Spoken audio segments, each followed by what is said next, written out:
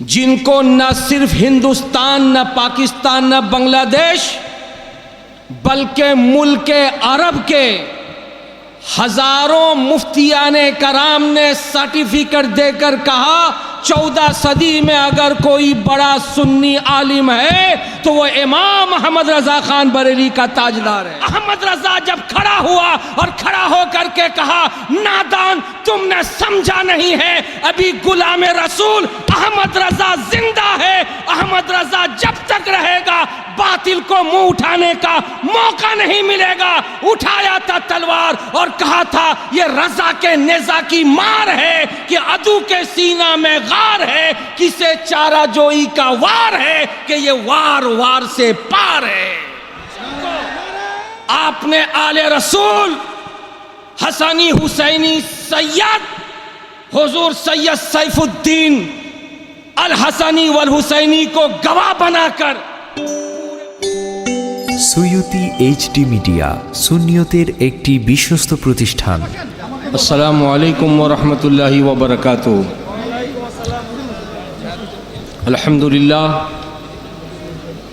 अल्हम्दुलिल्लाहि रब्बिल आलमीन वल आक़िबतु लिल मुत्तक़ीन वस्सलातु वस्सलामु अला हबीबिहिल करीम अम्मा बाद। फ़अऊज़ु बिल्लाहि मिनश शैतानिर रजीम। बिस्मिल्लाहिर रहमानिर रहीम। या अय्युहल्लज़ीना आमनुत्तक़ुल्लाह वकूनू मअस्सादिक़ीन। सदक़ल्लाहु मौलाना अज़ीम व बल्लगना रसूलुहुन नबियुल अमीनुल मकीनुल करीम व नहनु अला ज़ालिका लमिनश शाहिदीन वश्शाकिरीन वल्हम्दुलिल्लाहि रब्बिल आलमीन। मेंबर शरीफ पर विराजमान आले रसूल दिलबंदे बुतूल हुजूर सैयद सैफुद्दीन साहब किबला अल हसनी वल हुसैनी, खतीब आज़म बांग्लादेश हज़रत मौलाना अबुल कासिम साहब नूरी और दिगर मुअज़्ज़ज़ उलमा इकराम, खुतबा इस्लाम, बांग्लादेश के सुन्नी मुसलमान, ये वक्त बहुत नाजुक वक्त है। इस नाजुक वक्त में तकरीर करना इतना कठिन है कि तलवार की धार पर चलना आसान होगा, इस नाजुक वक्त में तकरीर करना मुश्किल है। माहौल बड़ा अच्छा चल रहा था, तमाम तरफ शांत था, बात मदीने वाले की हो रही थी। और बात करने वाला कौन? बात करने वाला वो खुशनसीब मुसलमान जिसके ऊपर बगदाद के गौस का भी साया, अजमेर के ख्वाजा का भी साया, कचौचा के मखदूम का भी साया, मजभंडारी के आले रसूल का भी साया, शाह जलाल का भी साया, शाह अमानत का भी साया, सरकार इमाम अहमद रजा खान 14 सदी के मुजद्दिद, जिनको न सिर्फ हिंदुस्तान, न पाकिस्तान, न बांग्लादेश, बल्कि मुल्क अरब के हजारों मुफ्तियाने कराम ने सर्टिफिकेट देकर कहा 14 सदी में अगर कोई बड़ा सुन्नी आलिम है तो वो इमाम अहमद रजा खान बरेली का ताजदार है।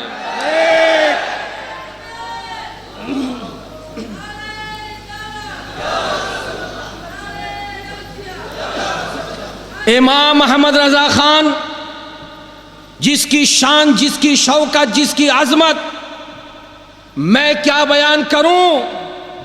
अगर आपके दिल में ईमान मजबूत है, कादरी हो तो गौसे आजम की मोहब्बत में सरशार हो जाओ।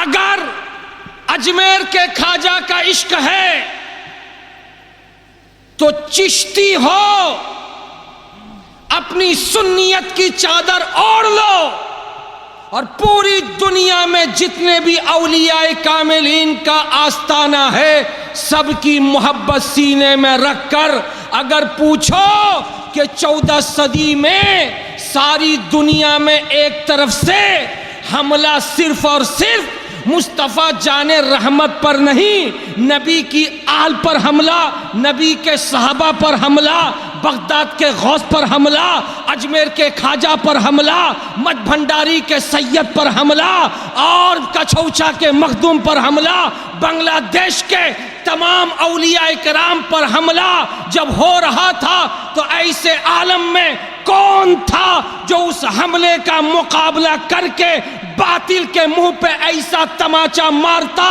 कि हमेशा के लिए वो कब्र में दफन हो जाता। तो ऐसे आलम में बहादुर बनकर, सिपाही बनकर, सरकार अली मुर्तजा की जुल्फ़िकार हैदरी बनकर, जज्बे हुसैन पाक लेकर, हुसैनी सादा हुसैन और हसन की मोहब्बत लेकर खड़ा होने वाला बरेली का एक ताजदार, नकी अली का बेटा बनकर, रजा अली का पोता बनकर अहमद रजा जब खड़ा हुआ और खड़ा होकर के कहा, नादान तुमने समझा नहीं है, अभी गुलाम रसूल अहमद रजा जिंदा है, अहमद रजा जब तक रहेगा बातिल को मुंह उठाने का मौका नहीं मिलेगा। उठाया था तलवार और कहा था ये रजा के नेजा की मार है कि अदू के सीना में गार है, किसे चारा जोई का वार है कि ये वार वार से पार है।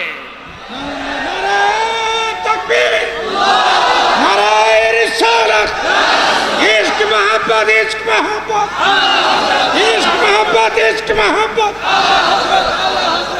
इसीलिए किसी कहने वाले ने कहा था, जहां में आम पैगाम शह अहमद रजा कर दें, पलट कर पीछे देखें, फिर से तजदीद वफा कर दें, और जिसके दिल में इश्क रसूल न हो उसको सामने रखो और खड़ा करके बीच से चीर दो, इसलिए कि ये जमीन खुदा की है, आसमान खुदा का है, जमीन भी वफादार है, आसमान भी वफादार है।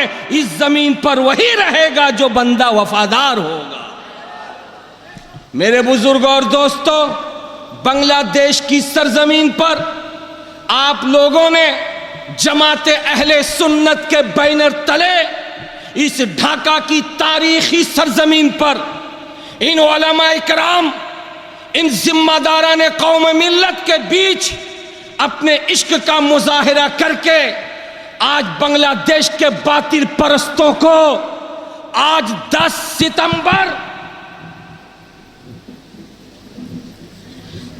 सितंबर बरोज शनीचर को आपने आले रसूल हसनी हुसैनी सैयद हुजूर सैयद सैफुद्दीन अल हसनी वल हुसैनी को गवाह बनाकर पूरे बांग्लादेश के बातिल परस्तों को मुखातब करके कहा, यह बांग्लादेश किसी खारजी का बांग्लादेश नहीं है, ये बांग्लादेश किसी राफजी का बांग्लादेश नहीं है, ये बांग्लादेश किसी शिया का बांग्लादेश नहीं है, ये बांग्लादेश अजमेर वाले खाजा का है कि 900 साल पहले जब मुस्तफ़ा जाने रहमत ने मदीने से भेजकर मोइनुद्दीन को पूरा हिंदुस्तान अता किया था तो बांग्लादेश भी हिंदुस्तान में था।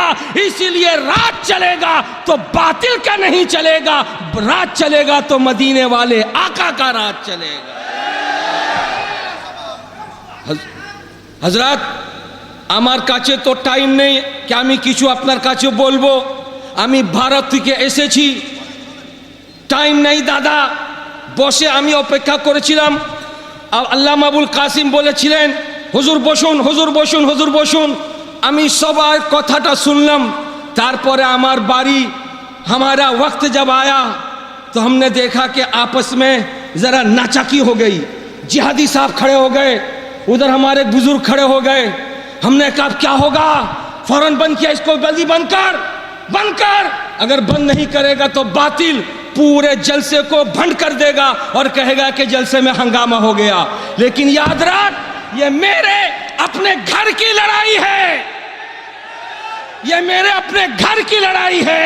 अपने घर के अंदर लड़ेंगे भी और इस मामले को सुलझाएंगे भी, मगर तुझको बीच में एंट्री लेने नहीं देंगे, इसलिए कि तू गद्दार था, गद्दार है, गद्दार रहेगा। तेरे बारे में आला हजरत ने आज से 100 साल पहले लिख दिया था कि तुझसे और जन्नत से क्या मतलब, मुनाफिक दूर हो, हम रसूलुल्लाह के, जन्नत रसूलुल्लाह की।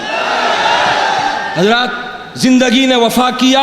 सखावत हुसैन बरकाती आपके सामने फिर आएगा। हमारा मंजू भाई जिंदाबाद, उसने मेहनत किया और मुझे इन उलमा इकराम हुजूर मसूद साहब किबला और दीगर लोगों से कह करके कहा कि कोलकाता का बोक्ता लाएगा, ऐसा बोक्ता कि तकरीर सुनेगा एक बार, याद रखेगा 1000 बार। ये वक्त मिलेगा तो इंशाअल्लाह ताला तकरीर करूँगा। वमा अलैना इल्लल बलाग। अस्सलामु अलैकुम व रहमतुल्लाहि व बरकातुहू।